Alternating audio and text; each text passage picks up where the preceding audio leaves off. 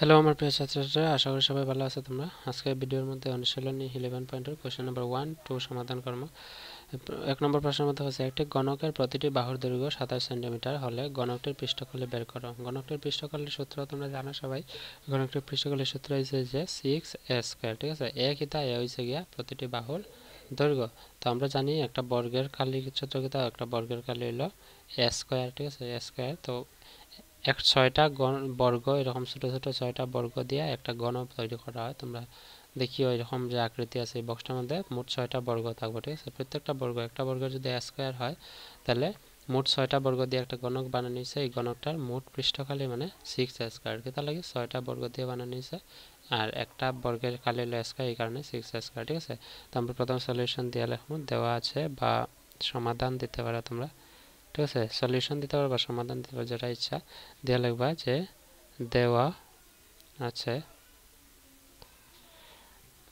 আছে গণকটির বাহুর দৈর্ঘ্য, গণকটির বাহুর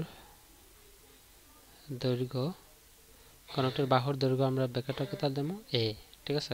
কত আছে 27 সেন্টিমিটার, 27 সেন্টিমিটার, ঠিক আছে। এখন লিখবো অতএব গণকটির পৃষ্ঠকালি সমান, গণকটির পৃষ্ঠকালির সূত্র কি 6a², ঠিক আছে। 6a², এল না 6a²। তো 6 তো 6 এর জায়গায় থাকবো a², এ মানে কি তা এ হলো একটি বাহুর দৈর্ঘ্য 27, তার স্কয়ার করা মানে কি 27 ইন্টু 27 করা, ঠিক আছে।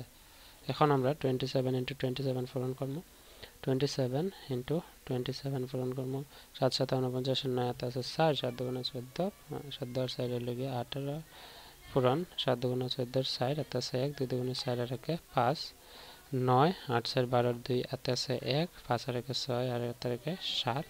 এটা হলো 727 স্কয়ার, 27 বর্গ, এবং লগে আরো 6 পূরণ আছে, তো এটার লগে 6 পূরণ দিলাম। 6 নং 54, 4 হাতে আছে 5, 6 2 12 আর 5 হলো 17, 17 7 হাতে আছে 1, 6 7 42 আর 1 43, 43। অর্থাৎ এটা হচ্ছে আনসার কত আইব 4374।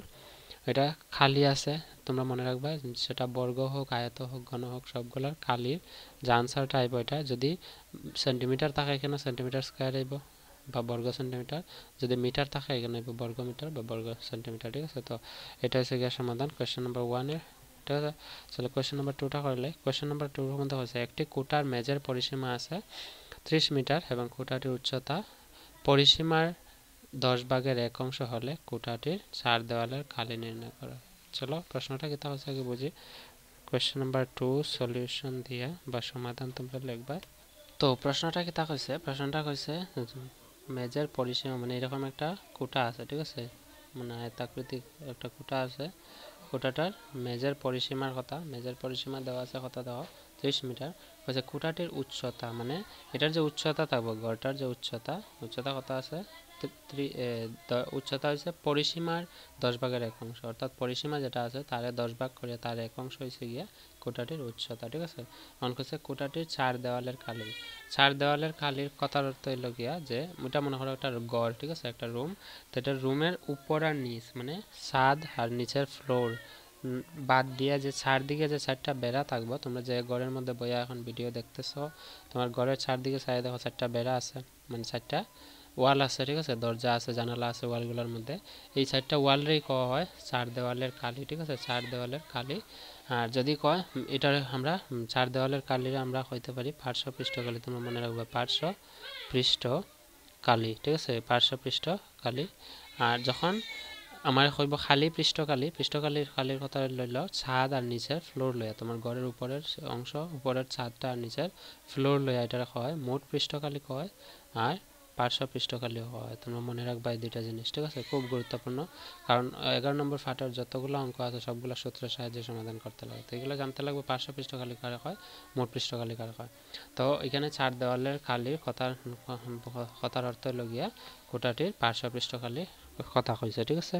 তো প্রথমে আমরা সলিউশন দিয়া যে দেওয়া আছে লিখবো, দেওয়া আছে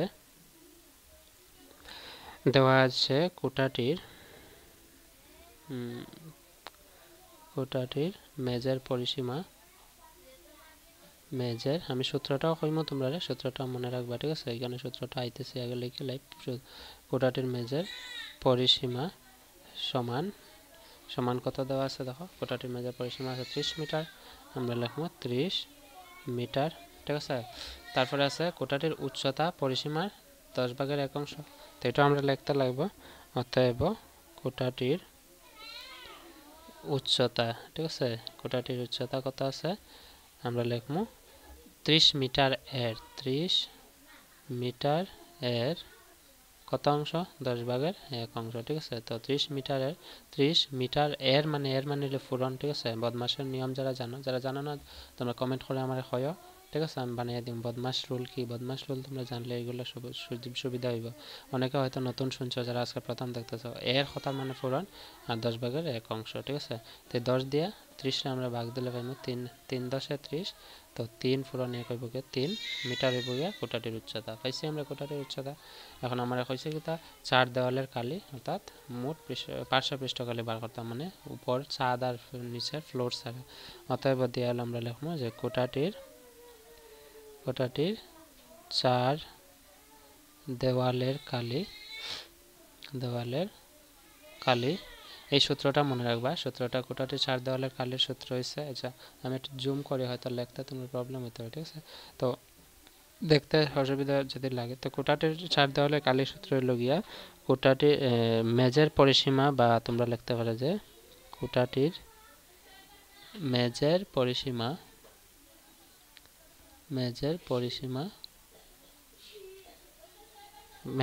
কোটাটির মেজের পরিসীমা পূরণ কোটাটির উচ্চতা ঠিক আছে কোটাটির উচ্চতা তোমরা মনে রাখবা এটা খুব গুরুত্বপূর্ণ যখনই তোমরা যে কোনো একটা রুমের মেজের পরিসীমা করে দিব আর উচ্চতা দিয়ে দিব তো মেজের পরিসীমা পূরণ উচ্চতা করবে ঠিক আছে এটা যে সূত্র তো কোটাটির মেজের পরিসীমা কত আছে 30 মিটার পূরণ কোটাটির উচ্চতা কত পাইছি 3 মিটার ঠিক আছে তো 3 3 কত হইব 90 এটা এখানেও মিটার আছে এখানে মিটার আছে তো মিটার স্কয়ার দেখো এখানেও মিটার স্কয়ার মানে কি বা বর্গ মিটার আমরা কইতে পারি ঠিক আছে তো এটা হচ্ছে কোয়েশ্চন নাম্বার 2 এর সলিউশন তো কোয়েশ্চন নাম্বার 3 4 5 6 7 8 9 মোট আছে এই অনুশীলন মোট আছে 11টা প্রশ্ন দেখো এখানে আছে তো প্রত্যেকটা প্রশ্নের সমাধান ভিডিও ডেসক্রিপশনে লিংক আছে তোমরা দেখতে পারবে ঠিক আছে যদি ভালো লাগে চ্যানেলটা শেয়ার করো সাবস্ক্রাইব করো এবং লাইক করো ভিডিওটা ঠিক আছে so that's all for today see you in the next video take care bye